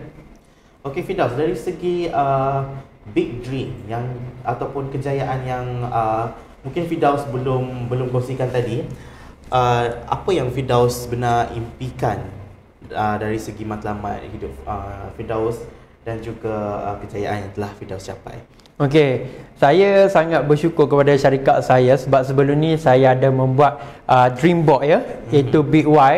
Maksudnya tahun ni nak target apa. Sebab bila ada dream board, contohnya sebuah whiteboard ataupun ni, sebab kita nak aim, bila kita bercakap atas dasar kita letak kat mindset kita lah, kan, tapi sebenarnya bila kita letak dalam kepala kita, sebenarnya benda itu akan menghilangkan kita punya big why. Okey, bila kita dah ada dream board, sebenarnya mahasiswa di sana, kalau anda semua nak ada big why, contoh tahun depan ada kereta, 5 tahun depan nak beli rumah banglo macam Cik Hafiz nak beli rumah banglo 2 tingkat, so kena adalah big why tu, kena ada dream board. Sebenarnya dream board ni kalau ikutkan sifu saya yang bekerja di public mentua, dia mewajibkan, kerana dream board ni bagi saya memberikan suntikan semangat kepada kita. Bila kita hari-hari tengok dream board, okey, kena capai, kena push lah, sebab kita dah impikan. Contoh macam saya, kalau diberikan peluang dan ruang, orang kata kita nak, yalah siapa tak nak beli rumah, orang kata rumah sendiri, lagi-lagi kalau kita tengok kepada orang kata kita punya harga rumah dah meningkat kan.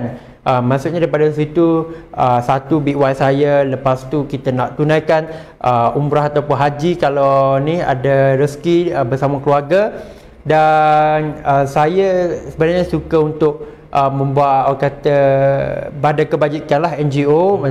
Maksudnya kita tengok kepada usahawan-usahawan muda kan, yang terkenal, maksudnya mereka memberi sumbangan. Daripada situ kita sebenarnya memberikan suntikan, Cik Hafiz. Bila kita dah berjaya dan kita ada dream, kita nak bantu terutamanya golongan terpinggir yang memerlukan bantuan kita. Sebab bila kita dah berjaya nanti, sebenarnya kejayaan itu bukan milik kita seorang, tapi adalah kejayaan itu adalah milik semua, Cik Hafiz. Okey, kejayaan Firdaus, apa yang Firdaus boleh kongsikan yang Firdaus dah dapat setakat ni?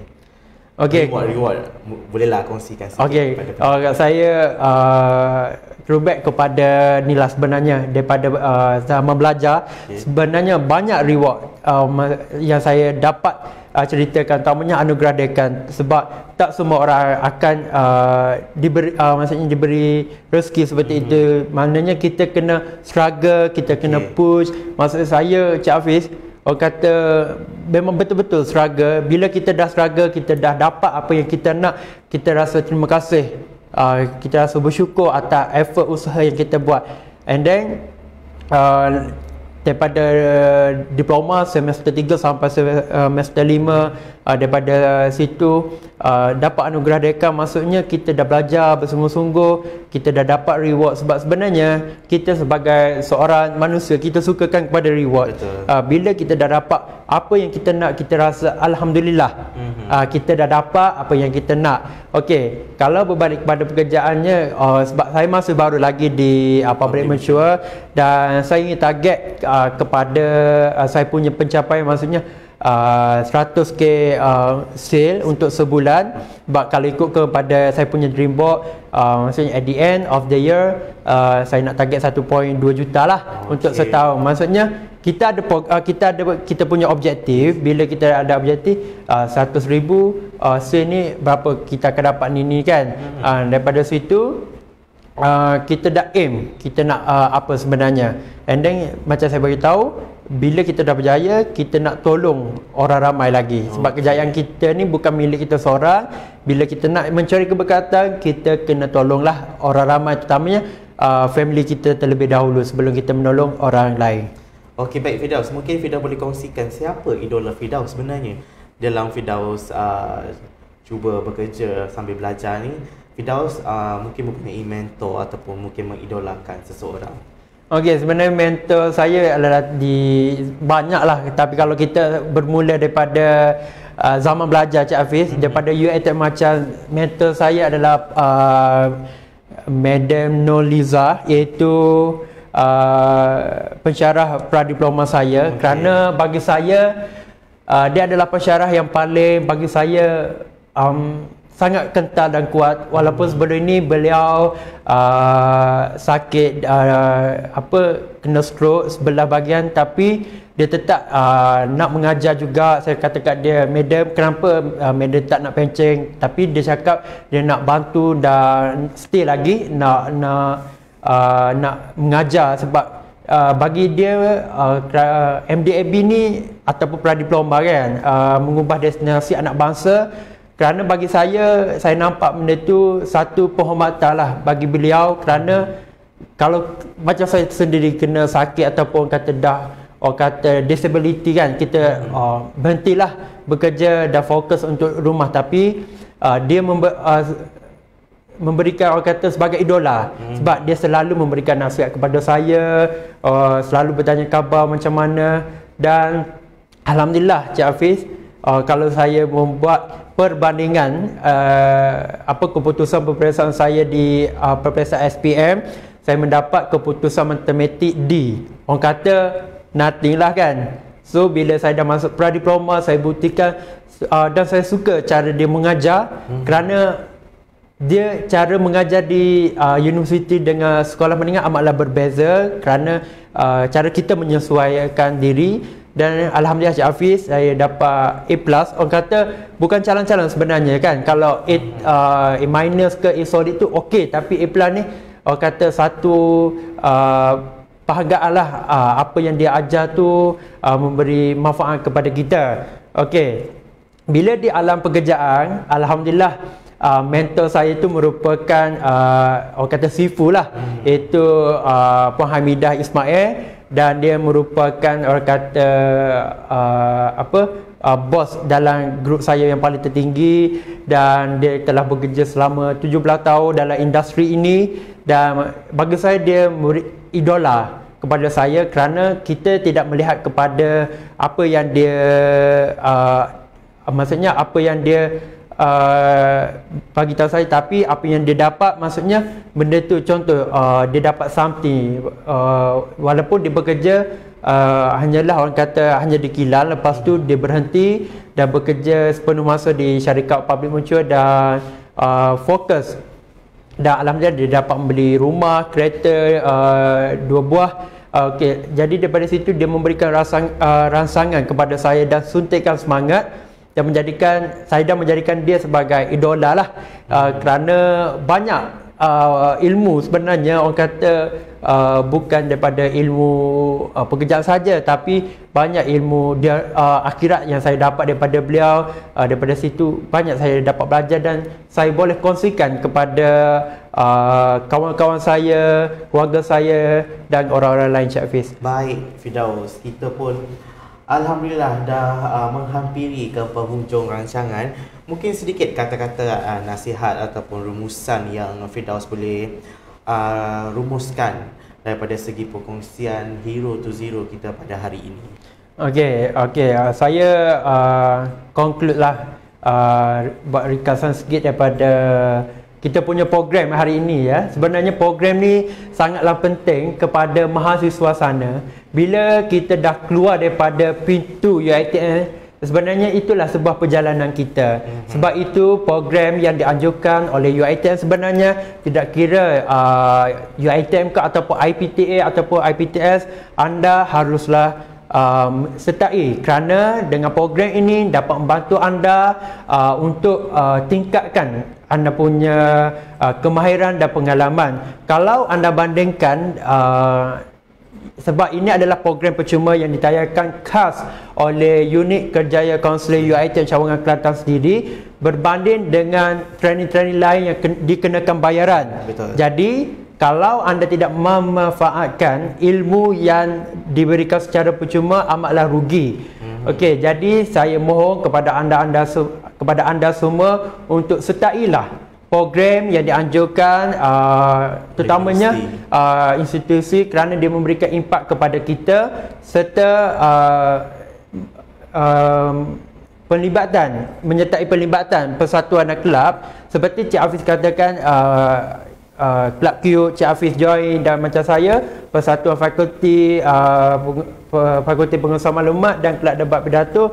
Kerana daripada situ kita belajar, ya, kita belajar cara untuk kita berhadapan dengan orang, kita nak mengendalikan majlis, dan daripada situ kita banyak menimba soft skill yang kita orang kata benda tu secara percuma, bukan dibayar. Bila kita dibayar, kita kena mengeluarkan sejumlah wang. Jadi kalau anda tak memanfaatkan, malah rugi. Okey, rumusan saya kedua, ini terakhir lah Cik Hafiz, iaitu saya boleh bagi 3 lah. Orang kata ni satu, create your circle. Sebab dalam kita berkawan, kita tak kira lah berkawan dengan siapa, kita kena ada circle kita sendiri. Kerana bila kita dah berkawan, kita akan dapat kawan ni. Sebab itu kita tak perlu kawan yang terlalu ramai. Maksudnya kita kecilkan circle kita. Siapa yang nak berkawan dengan kita, siapa yang nak menyokong kita. Okey, yang kedua, kita fokus kepada only quality people, iaitu OQP. Sebab bila kita dah berkawan, for example, kita dah berkawan dengan minyak wangi, kita akan bawa wangi Cik Hafiz kan. Macam tu lah, sebab benda tu akan reflect kepada diri kita sendiri. Contoh for example, kalau Cik Hafiz nak berkawan dengan contoh MC, Cik Hafiz sendiri akan jadi MC. Contoh dah jadi MC sambilan. Okay, macam tu. Lepas tu yang ketiga ni adalah penting Cik Hafiz, iaitu communication skill. Macam saya pun sekarang banyak sertai juga training communication skill. Bila kita nak berhadapan dengan klien ataupun orang ramai, kita kena ada skill dalam bercakap. Sebab bila kita tak ada keyakinan untuk bercakap, orang akan memandang enteng cakap who you are, siapa kan. Betul. Bila kita less communication skill, benda tu akan memberikan impact. Sebab tu when you open your mouth, you tell the word who you are. Sebab itu kata bila kita bercakap, kita senyap kan. Bila kita bercakap, kita dah tunjuk siapa, Cik Hafiz, saya sendiri, Firdaus. Bila kita dah bercakap, kita dah beritahu siapa kita sendiri. Okey, jadi secara totalnya saya boleh simpulkan bahawa program hari ini, iaitu Alumni Talk, iaitu Zero to Hero, sebenarnya memberikan banyak pendedahan kepada tuan-tuan, puan-puan semua. Kerana program ini adalah percuma sahaja dan banyak manfaat yang anda dapat daripada perkongsian saya dan juga kita punya moderator Cik Hafiz, itu memberi pendedahan daripada bagaimana kita bermula from zero to hero berkenaan dengan tajuk kita. Dan Alhamdulillah kita dapat apa yang kita nak, cuma kita tidak boleh berhenti setakat ini. Betul. Dan kita kena terus berjalan dan berjalan Cik Hafiz. Betul. Terima kasih Firdaus atas perkongsian yang cukup bermakna, dan saya rasa amat-amat memberi sedikit suntikan semangat ataupun motivasi kepada anda di luar sana supaya teruskan berjalan sehingga anda menuju ke puncak kejayaan. Baik, terima kasih Firdaus, sekali lagi saya ucapkan daripada Unit Kaljaya dan Kaunseling UiTM Cawangan, Kelantan. Dan apa yang mungkin saya juga boleh rumuskan di sini adalah kita sebagai pelajar ataupun seorang, tak kisahlah anda bekerja ataupun seorang insan, kita janganlah malu, janganlah pernah berhenti daripada menuntut ilmu supaya kita ni boleh seimbang dari segi dunia akhirat.